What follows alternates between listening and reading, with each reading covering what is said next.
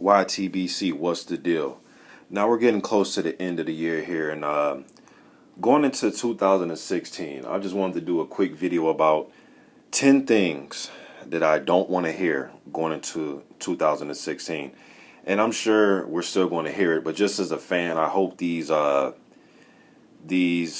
topics of argument and these phrases get the back burner. I'm tired of hearing some of these phrases and some of these arguments.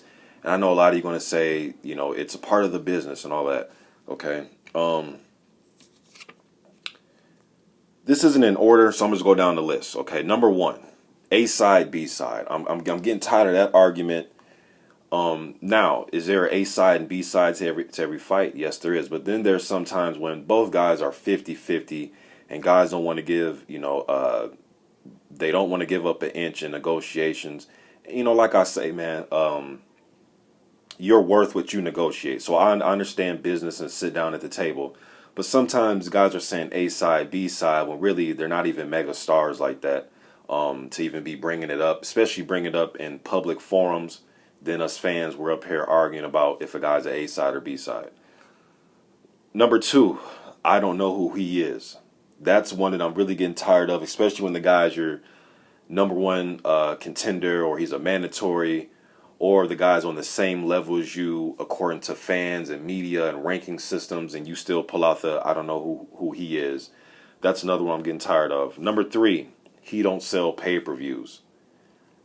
For some reason in today's boxing, that is thrown in the bag when you break down a fighter. Now, I understand the business of it. I understand the business, So for those of you businessman fans out there that's going to leave that comment, I understand the business of it, but he don't sell pay-per-views, as if that gives somebody their worth, or that determines how good a fighter is based on if he doesn't sell pay-per-views. I mean, so is Andre Ward not a good fighter because he don't sell pay-per-views? You see how dumb that sounds?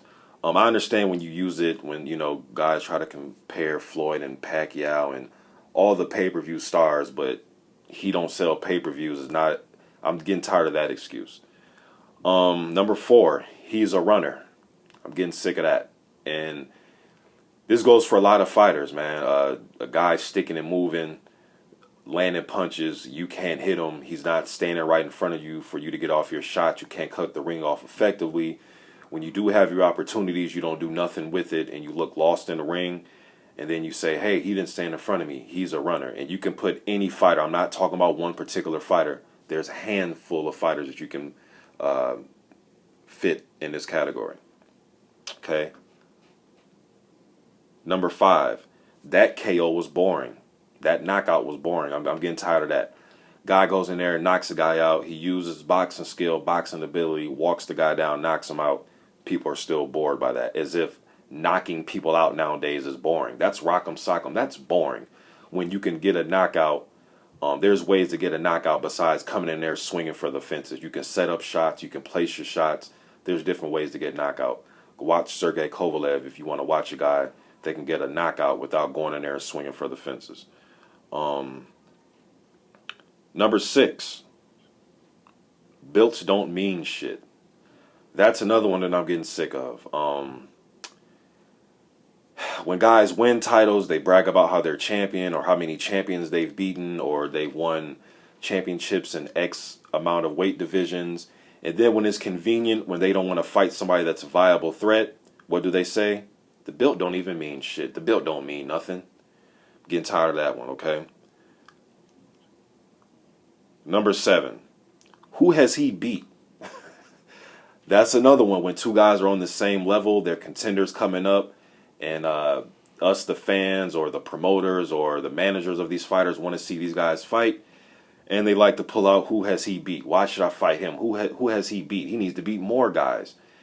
That's another one I'm getting sick of, especially when the guys are on a clear collision course to face each other, crossroads, and one of the guys pulls out the who has he beat for an excuse not to fight him. Number eight, maybe down the road. That's another one. Guys are top five of their division. The fans, the media, everybody knows that they should be fighting top five guys. And one guy says maybe down the road. You know, he needs 3, 4, 5, 6, 7, 8 tune-up fights. But he'll fight that guy maybe down the road. Again, I'm not talking about one particular fighter because there's so many to name. Just put two and two together, man. You guys know you guys can fit fighters into all of these excuses that have used these excuses in the past. Okay, so maybe down the road I'm getting sick of that one, especially when both of the guys should be fighting each other sooner than later. Number 9, the money ain't right. I'm getting sick of that one. Now, for you businessman fans, I understand these guys, like I said, you're worth what you negotiate. But when guys, price themselves out, they ask for money that, I'm just using an example. A guy makes $100,000. He's the number 2 ranked in the division. We want to see him fight the number 1 ranked guy, and they're going to give him $1 million, and he still says the money's not right. He's going to make 10 times more than he's ever made, but the money ain't right. Getting tired of guys pricing themselves out. And number 10, Mexican style. I'm getting sick of that. I don't even know what the fuck that even means. I'm getting sick of Mexican style. I don't know what it means. When I look at Mexican fighters, you look at a guy like, just recent guys like a Marquez or Barrero or Chavez Sr. Chavez Sr. was a relentless and committed body puncher. He would try to slip and dodge punches too. He didn't have the greatest defense. Marquez was a good defensive fighter. But Chavez, like I said, was relentless,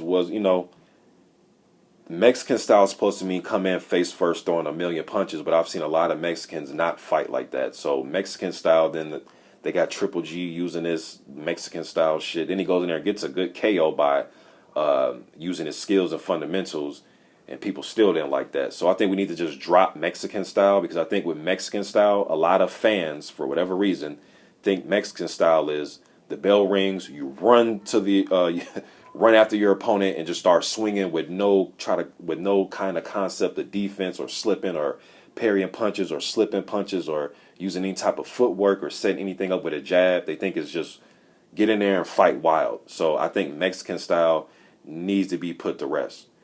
But those are the 10 sayings, excuses, just things I'm getting tired of. If you want to throw Flomo and Packed Hard in there too, as honorable mention. But those are my top 10 things.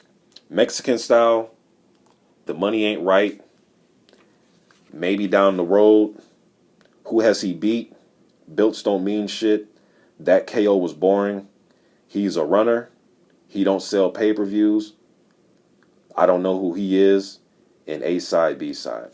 Y'all let me know what y'all think. Am I asking for too much? Are these terms and excuses here to stay? I know a lot of them has been around for a while, but just going into 2016, I want fighters to get out of the mindset of using all of those excuses that I just brought up. But we'll see what happens. What do y'all think? YTBC. I'm out.